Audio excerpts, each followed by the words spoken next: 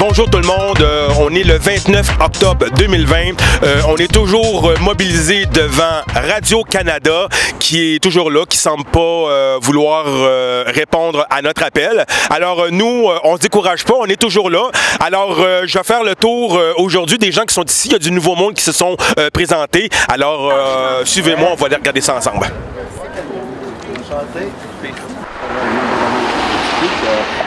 Ça fait environ une dizaine de fois que je vais manifester. C'est la première fois que je viens manifester ici, mais la cause est très importante.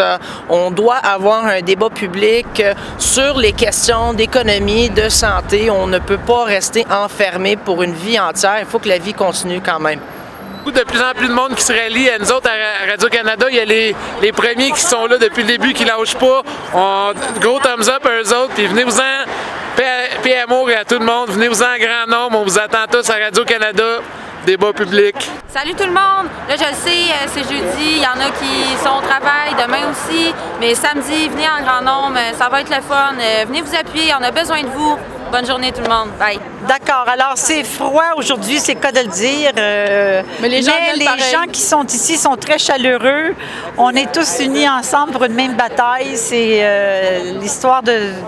C'est historique ce qu'on vit en ce moment. On réclame un débat public à Radio-Canada. Et puis, on est pas mal convaincus qu'on va finir par l'obtenir. Il suffit juste d'un peu de persévérance.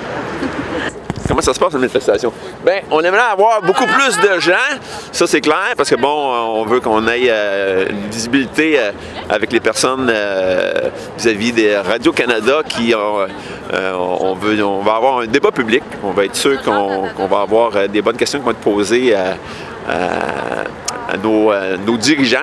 Et puis, ben, on souhaite que les gens qui sont sur la rue s'arrêtent avec nous pour venir manifester, puis faire en sorte qu'on ait ce fameux débat public-là. Ben, en fait, le débat public, ça va nous permettre de pouvoir poser des vraies questions que les journalistes ne posent pas.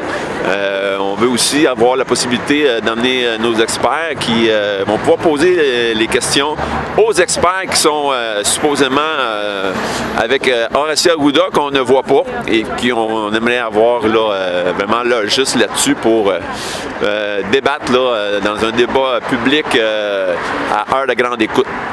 Je voyais pas ça comme une manifestation aujourd'hui, c'était plus une demande que le groupe Appel à la liberté faisait pour avoir un débat public avec Radio-Canada.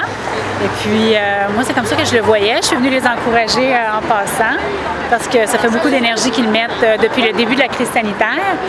Alors, je suis de tout cœur avec eux et puis j'espère que Radio-Canada va répondre parce que vraiment, moi, Radio-Canada, j'avais une haute estime de Radio-Canada depuis que je suis enfant. Et là, en ce moment, je suis dans le doute. Alors, c'est pour ça que je suis ici aujourd'hui et que je suis passée encourager la belle gang.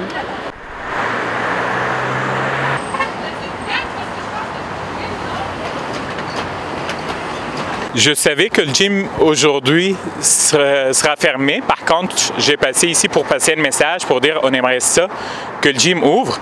Peu importe, on est pour les masques, anti-masques ou quoi que ce soit, mais on aimerait ça que les gyms ouvrent et quand ça va nous aider pendant l'hiver. Ça ne va pas être pour 28 jours, la situation actuelle, ça va durer plusieurs mois. Fait qu'on doit trouver une solution, on doit sortir de chez nous. Bien, moi, j'aimerais dire, je m'appelle Alexandra Audier, puis je suis aide de service dans une résidence pour aînés.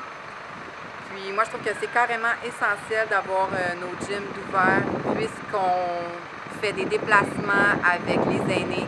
On a besoin d'être en forme, on a besoin de nos muscles, on a besoin de tout ça pour les déplacer, pour être avec eux, pour qu'ils restent en santé. Donc, ouvrez nos gyms.